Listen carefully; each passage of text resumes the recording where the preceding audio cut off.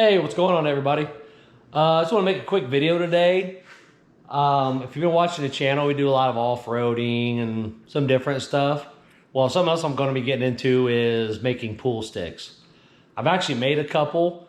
I have, this is called a Unique Products Taper Shaper that I can turn the cues down, get the angles on them, cut points, rings and stuff like that. This is a buddy's repair lathe. I was using it for a little while, but today I got delivered a mini metal lathe. It is a Vevor 8.7 by 29.5. So that's going to be allow me to finish out my cues, put the pins in, put collars on, cut down joints and stuff like that. So let's get to the unboxing.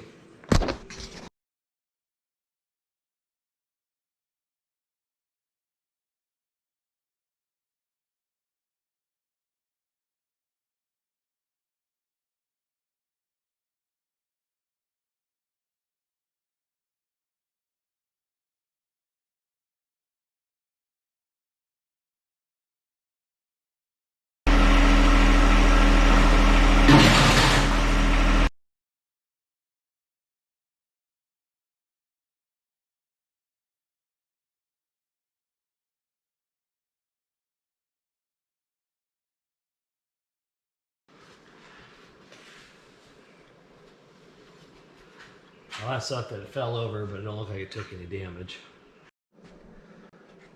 All right, so we got it all unpacked. As you guys, I don't know if you've seen that it fell over on my forks. The only thing that did was it bent that guard up pretty good. It rubs the front. I'll bend that back. Anyhow, so what I did was I unboxed everything. I tested it out, make sure it works, and it does. We'll get to that in a second. But I unpacked the little toolbox that came with it. In there you have 3 combination wrenches, an 8-10, 12-14, a 16-18, a flathead screwdriver, a Phillips head screwdriver, 3 extra chucks. These are 6 gears. These are for threading. In the manual it tells you what to set up where to get the threading done. I got a little pack of Allen wrenches, an extra little knob. You got your chuck key, this little oil thing. Yeah, it's pretty wobber-jawed out of the box, but whatever. And it comes with these 2 guides. I'm not exactly sure how these mount yet, but these are guides you can put right in the middle to help steady your work you're working on. These are the gears, all metal gears. Backup gears for threading, those are all metal. Seem like to be a nice belt. I've read online where those can go out really quick. I guess we'll find that out. Hopefully not. This is your cover that goes on over it. These are 2 little nuts, knurled nuts that go on right here and right here that hold it on. You got your forward and back, your slide in, slide out. You can turn that to go towards the headstock. The only thing I did find, and I'm gonna have to get up under here and find it out, is this is an automatic knob. Turn it on, you pull it over, and it'll automatically go in for threading or anything else you want to do. The problem I have with that is you can hear it whenever I go backwards.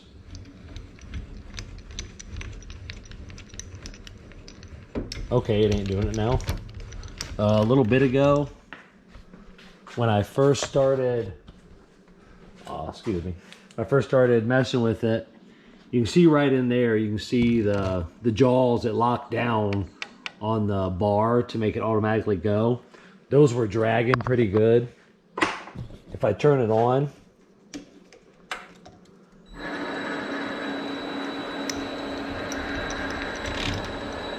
you hear that? That's it rubbing against that bar down in there. So we'll take a look at that.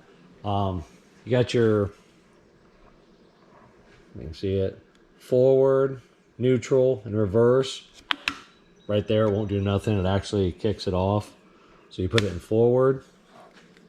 Keep your knob turned down. Pick this up and hit the start button. It lights up. Right now it's set on the low end speeds. It says 0 to 1250. It's getting 1470, 1500. That's actually gone up. When I first started, it said 1320.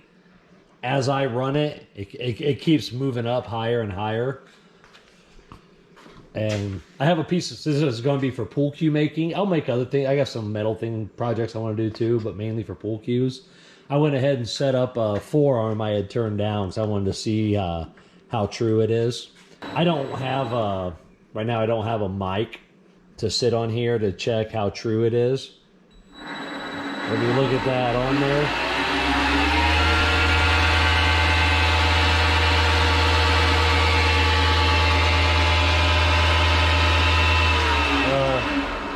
It's running pretty true. I actually just turned this down with a bit that I had.